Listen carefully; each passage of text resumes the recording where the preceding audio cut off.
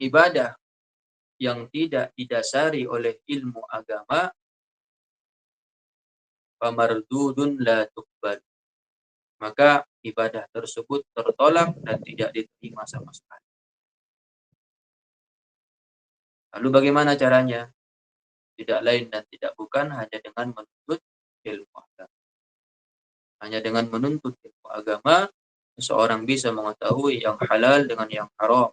Hanya dengan menuntut ilmu agama, sesuatu mengetahui bahwa perkara ini boleh dan tidak boleh. Dengan ilmu agama, seseorang bisa mengetahui bahwa perkara ini sunnah, mubah, makruh, dan sebagainya. Dan dengan ilmu agama, seseorang bisa masuk ke dalam surganya Allah Subhanahu wa Ta'ala. Maka ayat ini, ya ayyuhalladzina amanu taqullaha, ya ayyuhalladzina amanu taqullah. Wahai orang-orang yang beriman, bertakwalah kepada Allah. Maka makna takwa di sini terdapat di dalam kata takwa di sini untuk menuntut ilmu agama, terutama yang ilmu agama fardu ainnya, yang ilmu din ad-darurinya. Kenapa? Karena seseorang tidak akan sampai kepada derajat takwa kalau dia tak tahu apa saja yang Allah larang dan apa saja yang Allah perintahkan. Lalu sambungan daripada ayat ini, wal tanzur nafsum ma qaddamat lighad, dan persiapkanlah dirimu untuk hari esok. Lihat kalimatnya. Wal tanzur nafsum ma qaddamat lighad. Kalimatnya lighad, ghadan, besok. Contohnya kalau kita berbahasa Arab. Saya tanya kepada teman, mata satazhabu ilal madrasah? Saya tanya malamnya misalnya. Mata satazhabu ilal madrasah? Kapan kau pergi ke sekolah? Dia jawab, ghadan, besok. Hari ini ke besok itu waktunya tidak lama. Paling lama 24 jam. Paling lama 24 jam. Artinya apa? Allah Subhanahu wa taala menyebutkan di dalam Al-Qur'an, wal tanzuru nafsum ma qaddamat lighad. Kalimatnya lighad, bukan lisanah atau lidahr untuk 1 tahun ke depan. Enggak. Allah menyebutkan dalam Al-Qur'an kalimatnya lighad. Persiapkan dirimu untuk hari esok. Secara tidak langsung. Ini sindiran kepada kita. Ini teguran kepada kita bahwa hidup di atas dunia ini hanya seperti 1 hari saja. Tak lama. Tak lama. Hanya sebentar saja. Hanya ada 3 masa. Masa lalu, sekarang, dan akan datang. Apa yang telah berlalu tidak akan bisa kembali.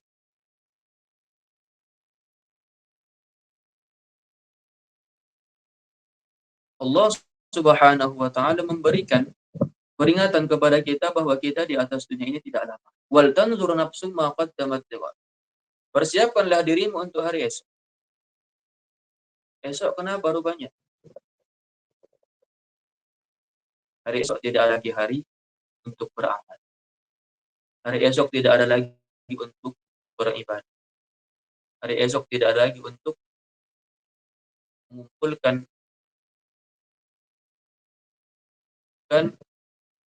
bekal kita untuk akhirat. Tidak ada lagi hari ini. Di hari esok tidak ada lagi. Hanya hari ini, hanya di atas dunia ini, kita mengumpulkan bekal-bekal kita untuk sampai ke hari esok. Untuk sampai ke hari akhirat. Yang kekal selama-lamanya. Jadi, di ayat ini, Allah Subhanahu wa ta'ala memperingatkan kita, pertama untuk takwa kepada Allah. Yang kedua, memperingatkan kita bahwa di atas dunia ini tidaklah lama. Tidak lama. Allah menggambarkannya hanya seperti 1 hari. 24 jam. Lighadin. Maka sangat merugilah orang-orang yang tidak mempersiapkan harinya, tidak mempersiapkan kehidupannya di atas dunia ini untuk kehidupan akhirat. Sayyiduna Ali karramallahu wajhah. Oh, bukan. Sayyiduna Umar bin Khattab radhiyallahu anhu. Beliau mengatakan, hasibu anfusakum qabla an tuhasabu.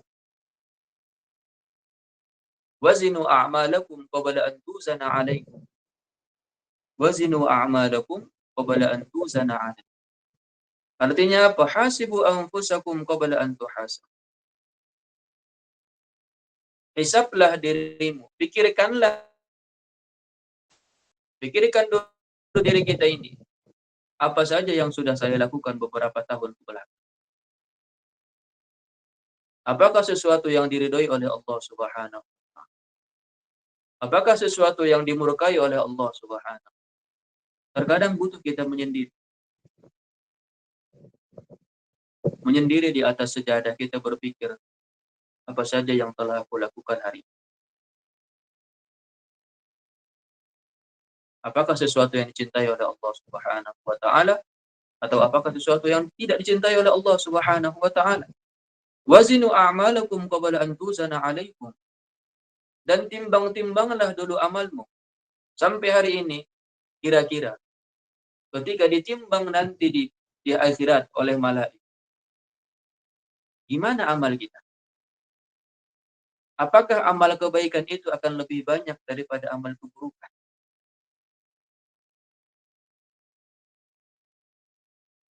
Tidak lama lagi. Ingat, liyaumi ghadin, hari esok. Allah Subhanahu wa taala menyebutkannya di hari esok. Esok, besok. Kita timbang-timbanglah malam ini. Mana tahu malam inilah malam terakhir. Bisa jadi malam besok. Jadi tidak lama. Kita timbang-timbanglah dulu di atas dada kita itu sambil menangis atas apa yang telah kita lakukan dari hal-hal yang dilarang oleh Allah. Hatta ibu minadzam kaman la dzambala. Orang yang bertaubat atas dosa-dosa yang dia lakukan, baik dosa yang dilakukan secara sengaja atau tidak sengaja, baik secara terang-terangan atau secara sembunyi-sembunyi, maka dosa tersebut akan dihapuskan oleh Allah Subhanahu wa taala. At-taibu minadzam kaman la dzambala. Orang yang bertaubat dari dosa-dosa yang dia lakukan seperti orang yang tidak pernah, seperti orang yang tidak punya dosa sama sekali.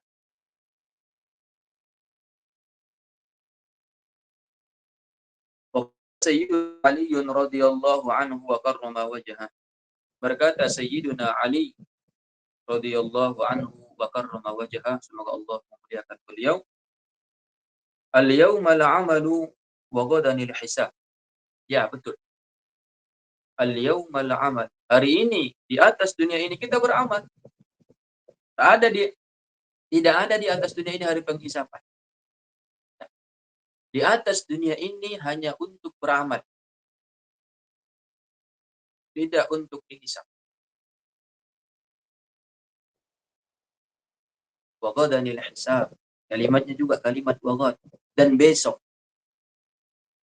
seolah-olah Sayyiduna Ali radhiyallahu anhu mengatakan, engkau hidup di atas dunia ini tidak lama wahai fulan.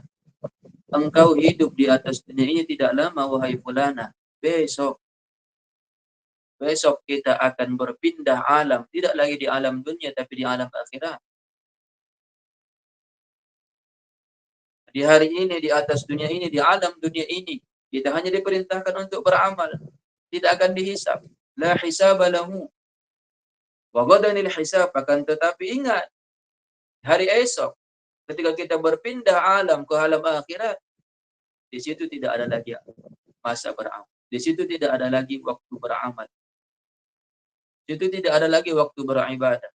Semuanya di situ akan dipertanggungjawabkan dari apa yang telah kita lakukan. Jadi perlu kita ingatkan diri masing-masing. Terkadang kita sibuk mengingatkan orang lain untuk selalu mengingat akhirat, tapi kadang kita lupa mengingatkan diri sendiri. Sudah sejauh mana kita melangkah untuk mendapatkan keridhaan Allah Subhanahu. Apalagi yang berprofesi sebagai ustaz, sebagai pendakwah, terlalu sibuk dia mengajak masyarakat, mengajak orang awam untuk berbuat kebaikan. Terkadang dia lupa menanya dirinya, sudah sebaik mana dirinya, sudah sebanyak apa amal ibadah yang dia lakukan. Memang bagus dia mengajak orang, tapi perlu juga kita pikirkan dari kita sendiri. Sudah sejauh mana kita berbuat kebaikan, sudah sejauh mana kita taat kepada Allah Subhanahu. Jadi perkataan Sayyidina Ali radhiyallahu anhu wa karrama wajhah itu al-yawmal 'amalu wa ghadan al-hisab, diriwayatkan oleh Imam Al-Bukhari dalam Sahih Al-Bukhari, di akhirnya rawahul Bukhari fi kitabir riqaq. Jadi Sahih Bukhari itu kalau di yang ada di saya itu ada 4 jilid. Kalau yang ada di saya, dicetakan yang saya beli itu ada 4 jilid. Di jilid keempat di bahagian terakhir ada di situ kumpulan kata-kata mutiara. Kumpulan kata-kata yang menyentuh jiwa. Yang beliau beri nama bab tersebut dengan Kitabur Riqaq. Kitab yang dikumpulkan di dalamnya perkataan-perkataan yang melembutkan hati. Di salah satu perkataan yang bisa melembutkan hati kita, ya inilah kita pikirkan. Al-yawmal 'amalu wa ghadanil hisab. Hari ini kita beramal, di atas dunia ini kita beramal. Tapi ingat, di akhirat kita akan dihisab atas amal yang kita lakukan selama di atas dunia. Apakah amal kebaikan ataukah amal keburukan? A'zamu huquqillahi 'ala 'ibad. Hak Allah yang paling besar kepada hamba-Nya. Hak Allah yang paling besar kepada hamba. Maksudnya apa?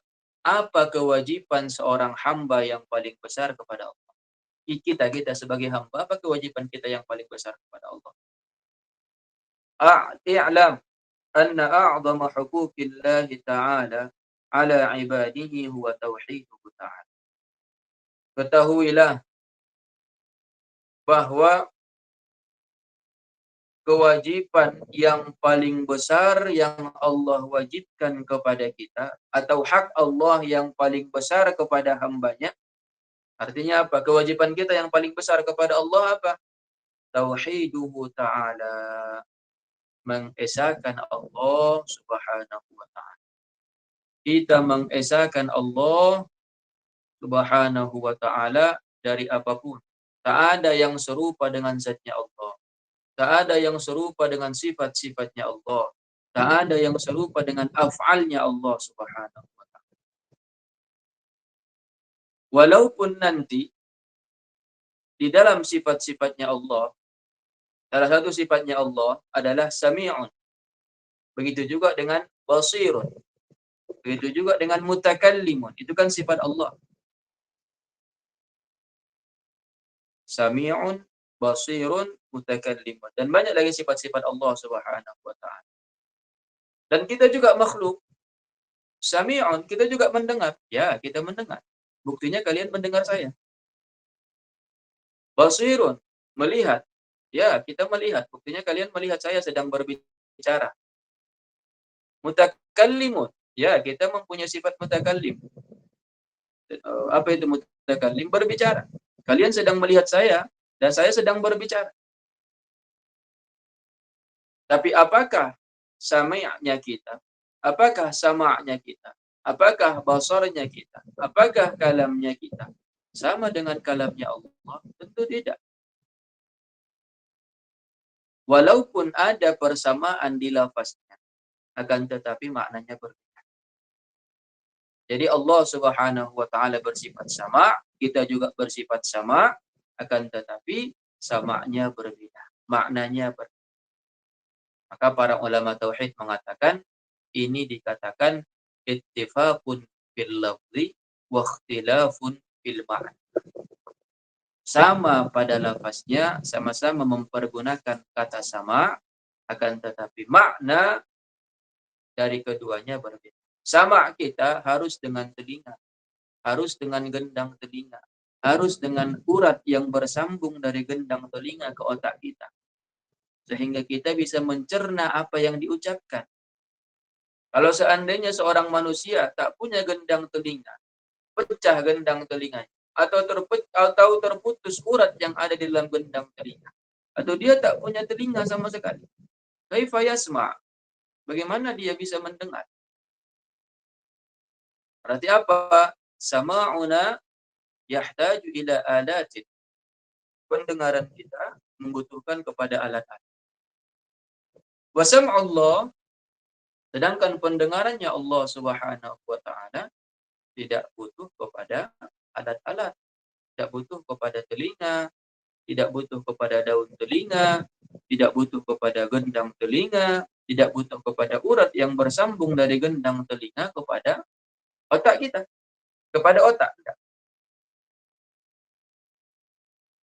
Jadi salah satu kewajiban ataupun kewajiban terbesar seorang hamba kepada Allah adalah mengesahkan Allah. Mengesahkan maksudnya bagaimana? Mengesahkan Allah pada zatnya. Tak ada satu zat pun yang di atas dunia ini, di atas alam ini yang sama dengan zatnya Allah Subhanahu wa taala. Tak ada satu sifat pun di atas dunia ini yang sama sifatnya dengan Allah Subhanahu wa taala. Walaupun sama lafaznya, akan tetapi berbeda maknanya. Jadi nanti kalau ada yang bertanya, bagaimana kamu mengatakan bahwa Allah Subhanahu wa taala esa pada sifat? Bagaimana apa maknanya itu esa pada sifat? Kamu kan sama, kamu kan mendengar, Tuhan juga mendengar. Itu kan sama katanya. Kita katakan ittifaqun fil lafzi wa ikhtilafun fil ma'na. Berbeda pada sama pada lafaznya, sama-sama mempergunakan kata sama, akan tetapi maknanya berbeda. Bedanya di mana? Kita butuh kepada alat, Allah Subhanahu wa taala tidak butuh kepada. Begitu juga Allah Subhanahu wa taala Maha Esa pada af'alnya, tidak sama dengan perbuatan-perbuatan kita. Jadi Allah Esa pada zatnya, maksudnya apa? Tidak ada yang sama dengan zatnya Allah. Kedua, Esa pada sifatnya, tak ada yang sama dengan sifatnya Allah. Yang ketiga, Esa pada af'alnya, tak ada yang sama dengan af'alnya Allah. Perbuatan-perbuatan kita, tak ada yang sama dengan af'alnya Allah ataupun perbuatannya Allah. Kalau kita kan perbuatan kita dilalui oleh waktu, dilalui oleh masa, butuh kepada bantuan orang lain, butuh kepada ini, butuh kepada itu. Allah Subhanahu wa taala tidaklah seperti itu. Allah tidak butuh kepada yang membantunya. Kenapa? Wa huwa ghaniyun 'anil 'alamin. Karena Allah Subhanahu wa taala tak butuh kepada alam seluruhnya. Kita, saya, contoh dekatnya. Majelis ini tidak akan apa ya? Majelis ini tidak akan berlangsung kalau tidak ada adminnya. Barakallahu fikunna, bagi admin. Karena kalau bukan karena usahanya dia, mungkin pengajian kita ini tidak akan berjalan. Berarti saya butuh kepada admin untuk menjalankan majelis ini. Allah Subhanahu wa taala tidak butuh kepada muawin. Allah Subhanahu wa taala tidak butuh kepada pembantu untuk untuk untuk menguasai alam ini. Ya. Maka Allah Subhanahu wa taala esa pada zatnya, esa juga pada sifatnya, esa juga pada af'al. Ini adalah kewajiban yang paling utama yang harus kita yakini tentang Allah Subhanahu wa taala. Tak boleh terbersit di otak kita sedikit pun tentang bagaimana bentuk zatnya Allah. Apakah dia panjang, pendek, besar, kecil, hitam, putih, gendut, kurus, botak, berambut, keriting, lurus, apalagi putih, hitam, kucel, ganteng, cantik, enggak. Apakah berbentuk seperti anak muda yang belum berjenggot dan berkumis seperti keyakinan orang Wahabi? Enggak seperti itu. Kalau kita menganggap bahwa masih ada perserupaan dengan makhluk, maka kita tidak mengesahkan Allah Subhanahu wa taala. Selama masih ada terbersit di otak kita bahwa Tuhan itu sama seperti ini atau itu, maka kita tidak mengesahkan Allah Subhanahu. Ketika kita mengatakan bahwa sifat Allah sebetulnya agak sama dengan agak sama, kalimat agak sama berarti kita belum mengesahkan sifatnya Allah Subhanahu wa taala. Af'alnya Allah dia katakan agak sama, ada kata agak sama. Berarti kita belum mengesahkan af'alnya Allah Subhanahu wa taala. Laisa kamitslihi syai'un wa huwas samiul basir. Allah Subhanahu wa taala tidaklah sama dengan makhluknya baik dari satu segi ataupun dari semua segi. Makanya sering kita dengar guru-guru kita mengucapkan kalimat yang masyhur yang diucapkan oleh Al-Imam Ahmad Ibnu Hanbal, begitu juga dengan Imam Zunnun Al-Misri. Siapa itu nama Imam Zunnun Al-Misri? Zunnun Al-Misri itu laqab, itu gelaran, bukan nama asli beliau. Nama asli Zunnun Al-Misri adalah Sauban ibn Ibrahim. Sauban ibnu Ibrahim. Beliau diberi gelar Zunnun itu karena ada kisahnya. Nah, Zunnun, arti daripada Zunnun adalah pemilik huruf Nun.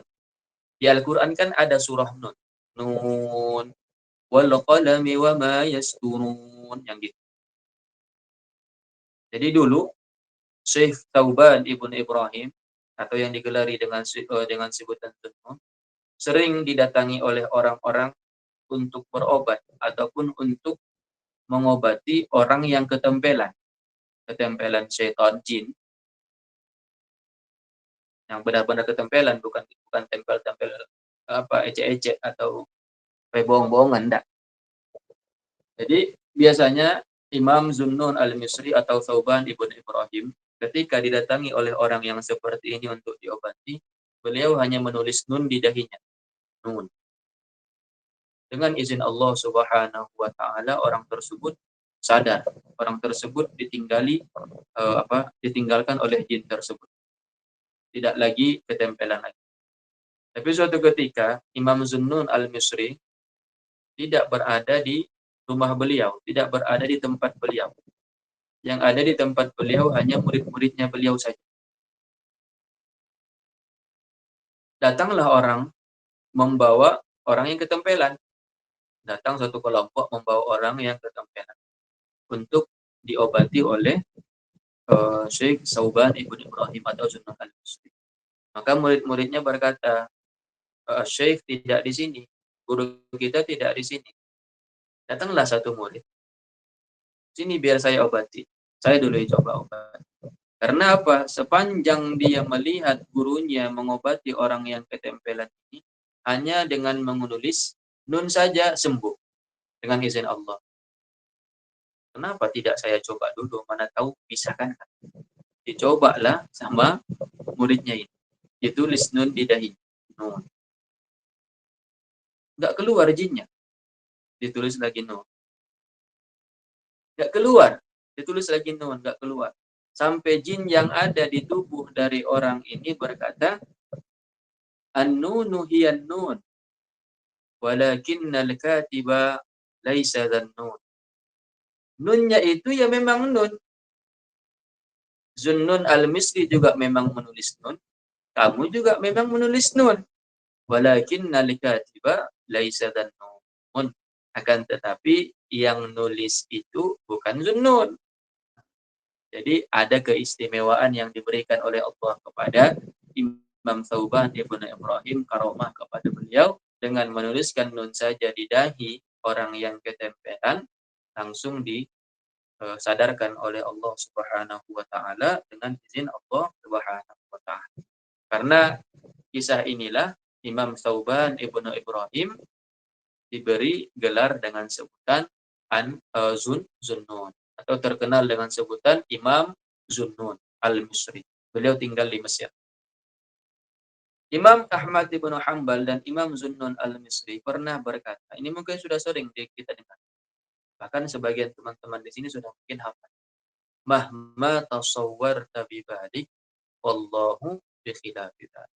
Apapun yang terlintas di hati kita, bagaimana bentuknya Allah, maka yakinilah dengan seyakin-yakinnya Allah tidaklah seperti itu.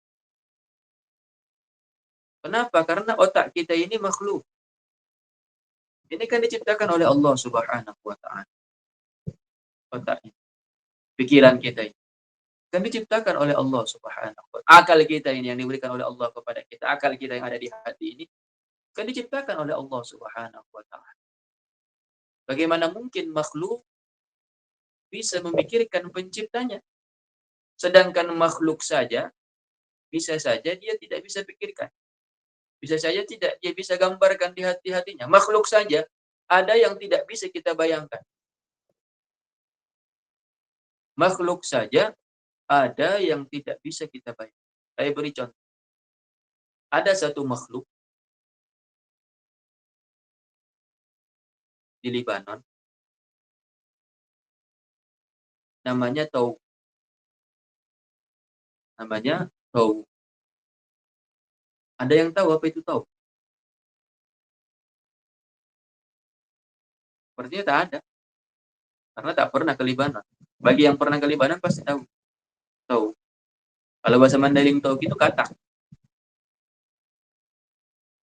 Mungkin orang Mandailing kalau ada yang di sini, dia berpikir ketika saya katakan Tau, oh katak berarti. Tidak. Ada makhluk, ada benda yang orang Libanon beri nama Tau. Itu makhluk. Ya, makhluk. Makhluk itu saja ada yang tak bisa kita gambarkan. Tak bisa kita bayangkan. Kenapa? Karena akal kita belum pernah melihat yang demikian. Karena mata kita belum pernah melihat yang demikian. Karena akal kita terbatas. Otak kita terbatas. Kita tidak bisa menggambarkan sesuatu yang belum pernah kita lihat. Padahal banyak makhluk yang belum pernah kita lihat dan tak bisa kita gambarkan. Itulah buktinya bahwa akal kita terbatas. Lalu bagaimana mungkin akal kita yang terbatas ini bisa memikirkan bagaimana bentuk zatnya Allah Subhanahu wa taala? Bagaimana mungkin akal kita yang kecil ini, akal kita yang sedikit ini, yang terbatas ini bisa memikirkan bagaimana bentuk zatnya Allah Subhanahu wa taala? Maka perlu kita tanamkan di hati kita dan perlu kita sebarkan ke saudara-saudara kita, apalagi zaman sekarang. Banyak video-video bersebaran mengatakan bahwa Tuhan seperti pemuda yang belum berjenggot, yang belum berkumis, atau seperti cahaya, atau seperti apalagi katanya duduk di atas aras, kongko-kongko di aras, bertempat di atas aras, la haula wala quwwata illa billah. Imam Ahmad bin Hanbal mengatakan mahma tasawwarta bi balik wallahu bi khilafika. Apapun yang terlintas di akal kita, apapun yang terlintas di hati kita tentang bentuknya Allah Subhanahu wa taala, maka yakinilah sepenuhnya bahwa Allah tidaklah sama dengan apa yang kita gambarkan.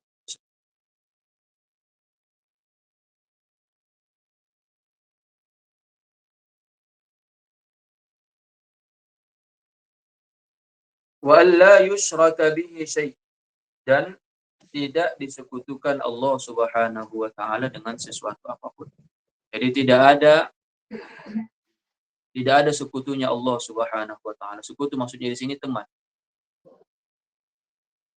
Tidak ada yang membantu Allah Subhanahu wa taala dalam menciptakan alam. Inilah uh, kewajiban yang paling utama yang Allah wajibkan kepada kita untuk mengesahkan Allah pada zatnya, pada sifatnya, dan pada af'alnya. Begitu juga kita tidak mensekutukan Allah dengan sesuatu apapun. Tidak ada di atas alam ini yang menciptakan. Tidak ada di atas alam ini yang memberi rezeki. Tidak ada di atas alam ini yang bisa menolak kemudaratan. Tidak ada di atas alam ini yang bisa mendatangkan manfaat kecuali Allah Subhanahu wa taala. Jangan sampai terbersit di hati kita bahwa si fulanlah yang memberikan manfaat, bahwa si fulanlah yang menolak kemudaratan, bahwa si fulanlah yang memberi rezeki, bahwa si fulanlah yang menghabiskan ataupun yang menghilangkan rezeki. Nah, si fulanlah yang mematikan seseorang, si fulanlah yang menghidupkan seseorang. Nah, Allah Subhanahu wa taala huwal khaliqu wal muhyil mumit. Allah Subhanahu wa taala yang Maha Pencipta, yang Maha menghidupkan dan yang Maha mematikan, Ar-Razik yang Maha memberi rezeki, Ar-Razzaq. Jadi la yusyraka bihi syai'un, Allah Subhanahu wa taala tidak disekutukan dengan apapun.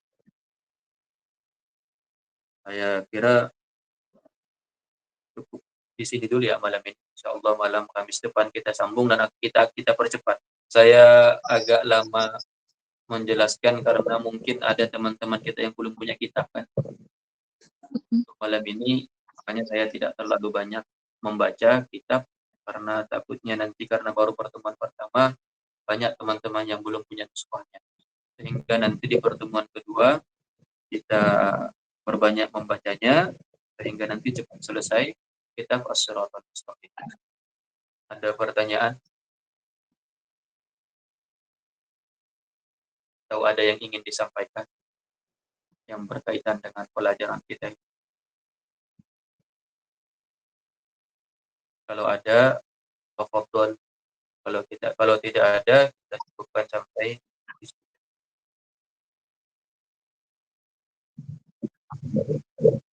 Ya, tafadhol. Makna sebentar ya. Makna logat itu kalau di ayat itu hari kiamat. Wal tanzur nafsum ma qaddamat liyaumi qad liyaumi qad liyaumi qadin, katanya kan di ayat itu. Wal tanzur nafsum ma qaddamat liqadin. Wal tanzur nafsum ma qaddamat liqadin. Liqadin di situ artinya yaumul qiyamah.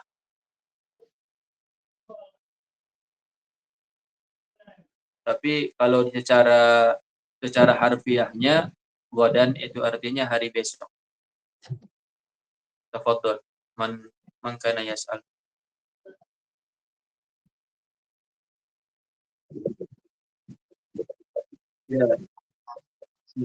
Ya, ya insyaallah nanti bagi yang belum punya nanti japri saya biar saya kirimkan. Kalau enggak saya kirimkan ke grup. Antum masuk grup enggak, Erik?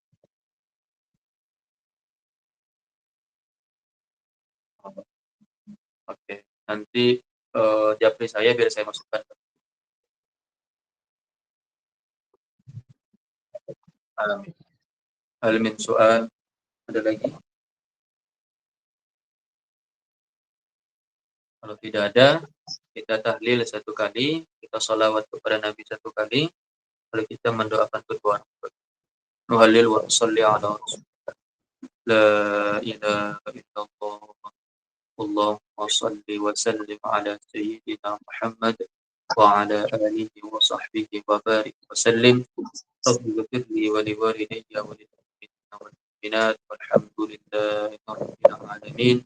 Assalamualaikum warahmatullahi wabarakatuh.